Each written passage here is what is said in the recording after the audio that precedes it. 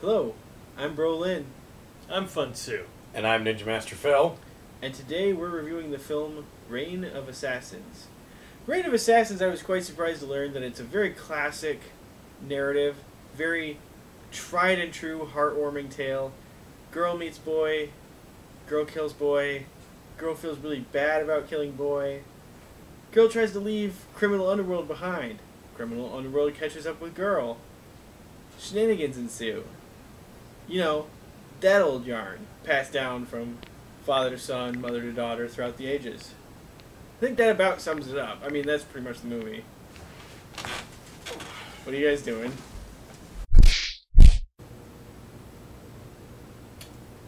Funsy, why don't you take this one? The setup for Reign of Assassins goes like this. There was a man named Bodhi. He reached enlightenment. His kung fu was unstoppable. He died. His corpse was split in half, so no one could reveal his kung fu secrets, and those two halves were spread throughout the martial world. Now, where the movie opens, a group known as the Dark Stone Assassins are after said remains. When the movie begins, we watch the Dark Stone Assassins trying to take over the manor of a family that has half the remains. This is where our main character Drizzle gets introduced. After finishing off the last member of the family, Drizzle runs into a monk. The monk teaches her some secret kung fu stuff, and at some point they fall in love. Now, it might sound like I'm giving you a very schizophrenic plot description, and that's because the first 15 minutes of the movie that is giving us this setup is cut kind of like a weird music video.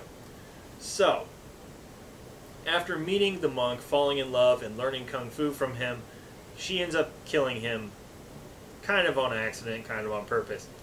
After his death, she tries to leave the martial underworld of Wulin behind, only to be attacked by assassins at every turn, and comes to the conclusion she has to change her face.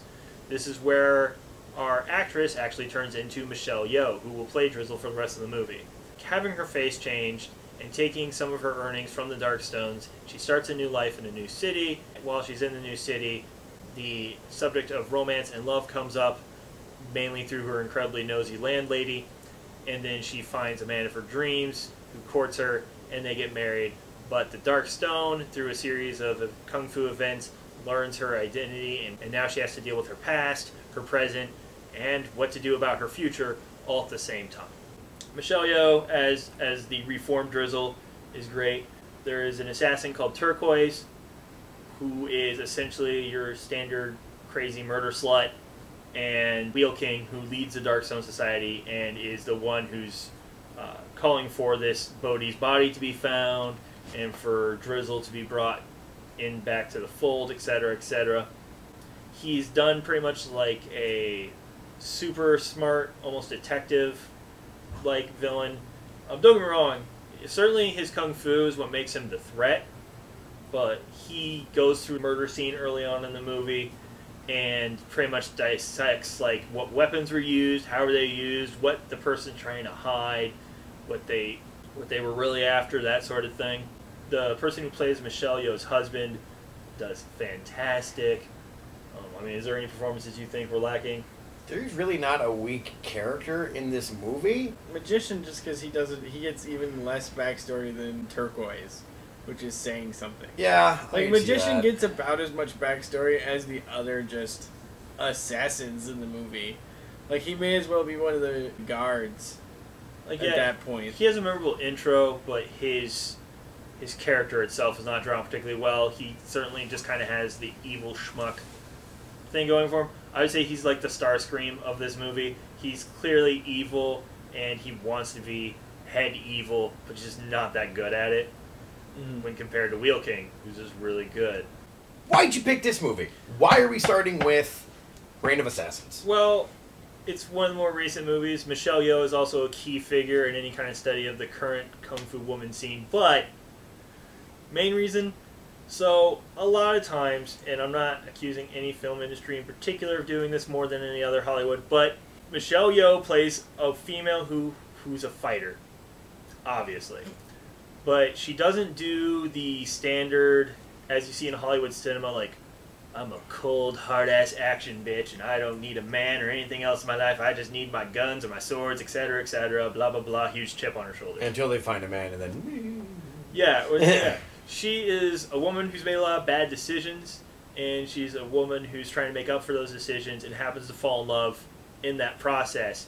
And it depicts a marriage in which you do have actually two equal people who have like a real relationship. And a lot of times, oddly enough, movies that feature women, and this is a worldwide phenomenon I found, movies that feature women seem to focus on relationships without actually showing any relationship moments that look relatable in any way, shape, or form.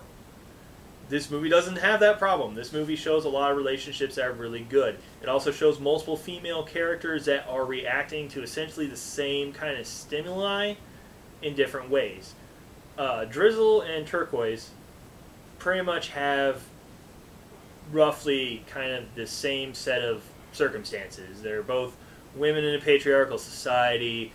They both get rescued by Wheel King at some point, and they both learn the same kung fu from him. In fact, one of the weird dynamics in the movie is between Turquoise and Drizzle, essentially dealing with an issue you actually don't see a lot of, especially in female action movies, which is just kind of general human inadequacy, because Turquoise clearly sees the continued existence of Drizzle as a threat. She sees herself as being like the token replacement Drizzle, when Wheel King obviously doesn't see her that way, and Drizzle certainly doesn't see her that way. Honestly, one of the things that really I enjoy about this movie is this movie depicts relationships in general, but in the much more, realistic ways I've seen.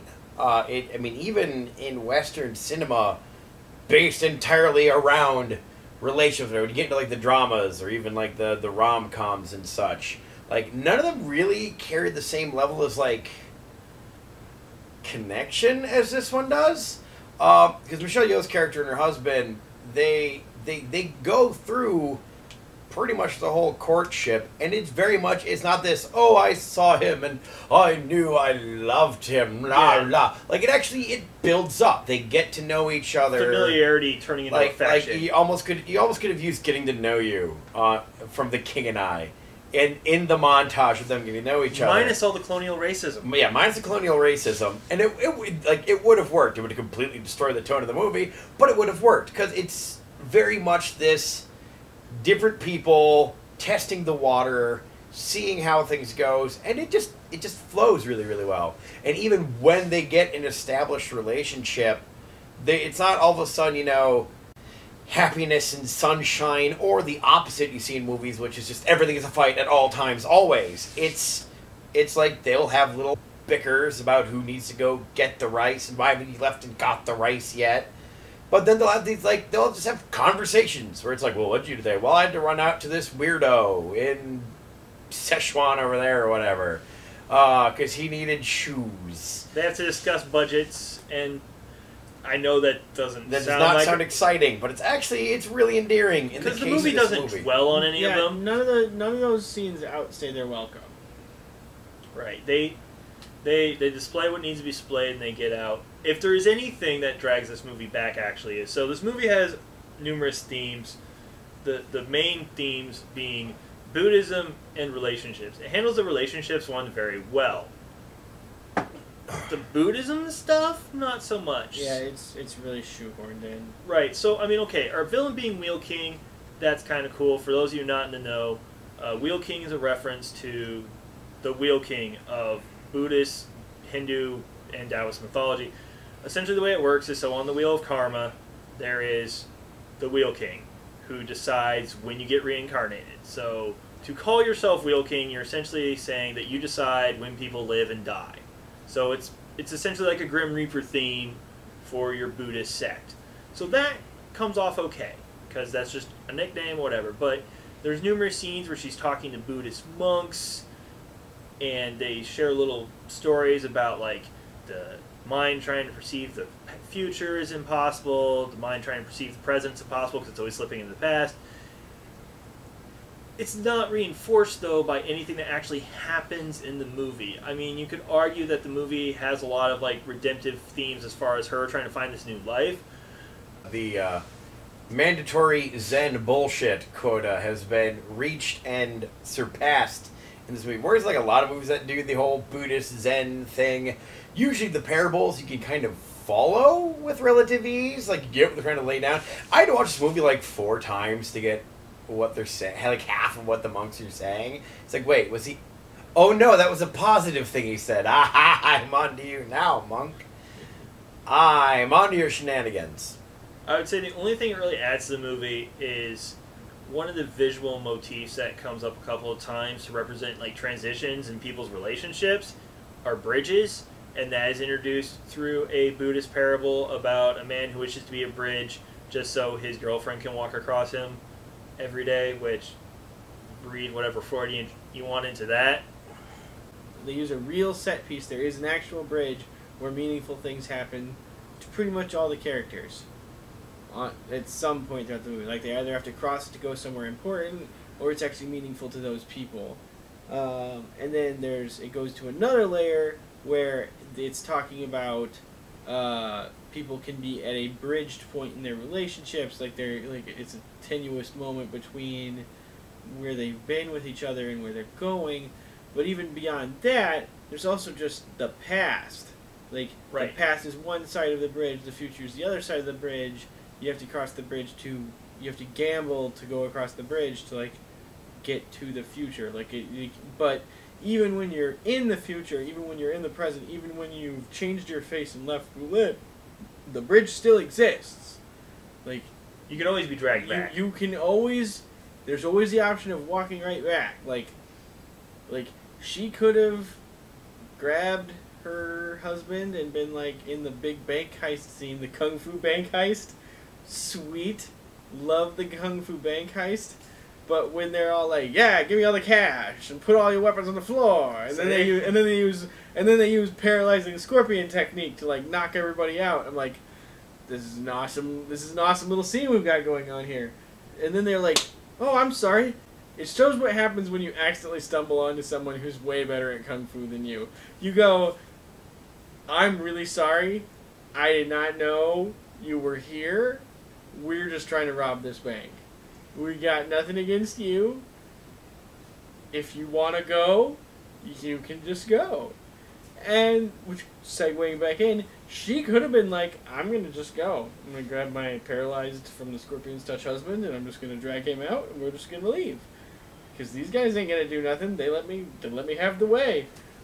And then, but no, she wanted to kill the bitches and pluck out some eyes, because she's still got, like, she's not like, "I'm not going to get shown up by these rookies," like. Well, I also interpret a lot of that, though, is also, if she leaves them alive, She left them alive. Okay, but she Like, left it leave them alive. She left it so she couldn't be identified. Yeah, clearly. It doesn't work because Wheel King is a boss like Rick Ross. That hits the internal inconsistency with the behavior of, like, it fits too neatly together. Like, these guys are supposed to be, like, ultra perceptive, having worked together for years and years and years and really know each other kind of assassins. Like, as much as you can know someone in Wulin. By the way, this movie was actually a direct competitor for a Golden Horse Award with Wuxia. The one thing that makes this movie, I feel, a little lesser than Wuxia is that this movie has a lot more of the genre contrivances than the Donnie Yen movie does. As he was stating before, essentially conveniently forgetting that Wheel King's probably going to figure this particular setup out. The fact that no one thinks to go talk to Dr. Lee. The fact that there is a Dr. Lee able to perform like face-changing surgery, which, by the way, his method of cutting your face open after bone worms eat it is pretty impressive. But outside of that, like, the rare medical condition where your heart's on the opposite side, I'm not going to spoil it for anyone, but it does come up a couple times. These are genre tropes that I'm used to because I'm a fan of the genre. But the fact of the matter is Wuxia was able to accomplish a lot more than this movie did without those kind of contrivances. What's funny is Wuxia managed to cover more by explaining less. Like, right. This one tried to get so magical. It went science magic on Kung Fu, and just every time that happens, I go, Wheel King's this master player who's controlling the Mandarins and millions of taels of silver, and he's just running everything behind the scenes, and his plan is to like stare at a corpse enough to gain magic. And I say magic because I have no respect for the ease with which this can be accomplished.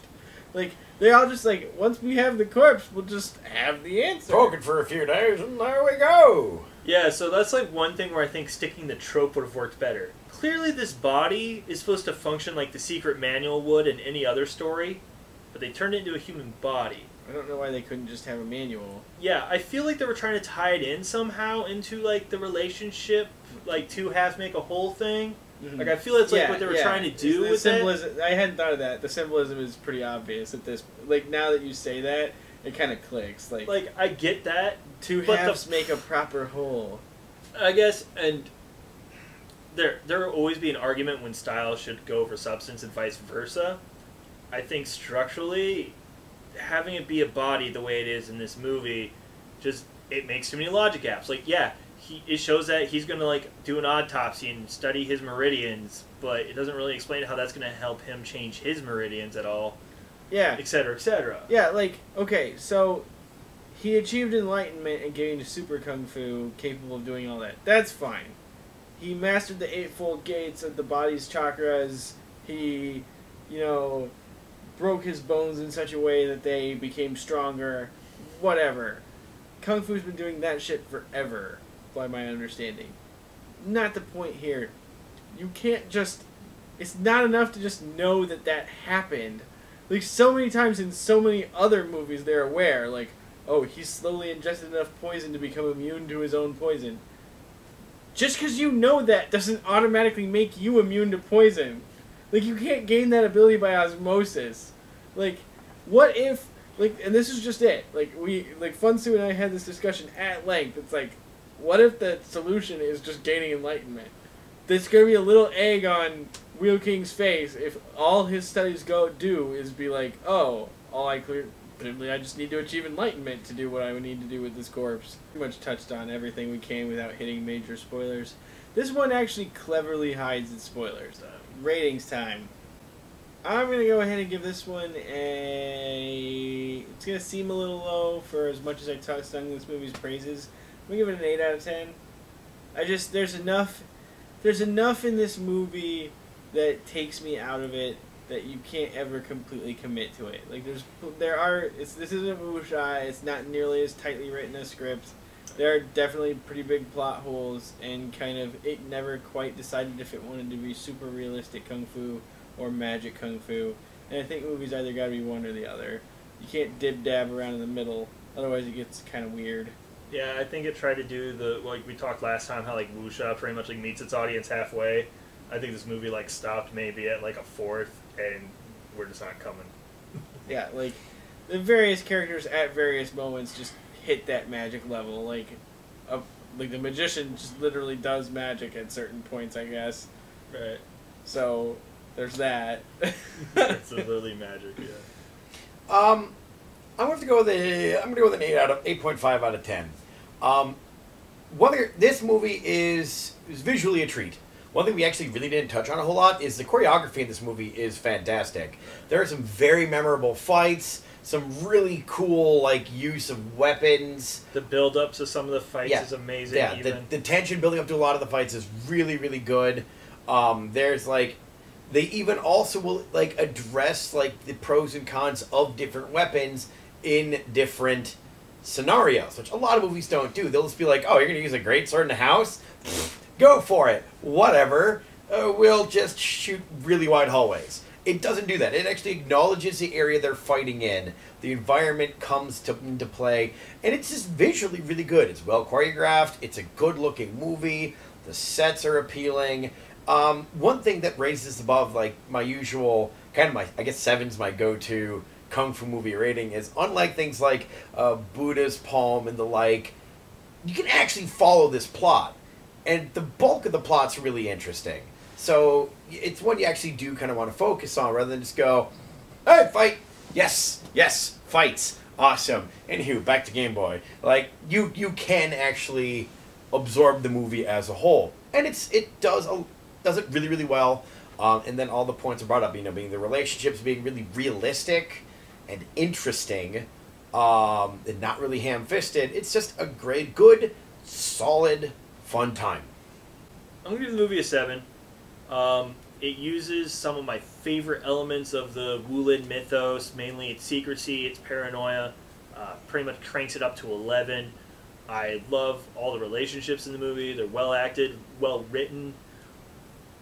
Problem I have with it is that a lot of the genre contrivances keep it from really resonating on a level that I feel like everyone can enjoy. Like, I feel like I throw wuxia at someone, they will like it.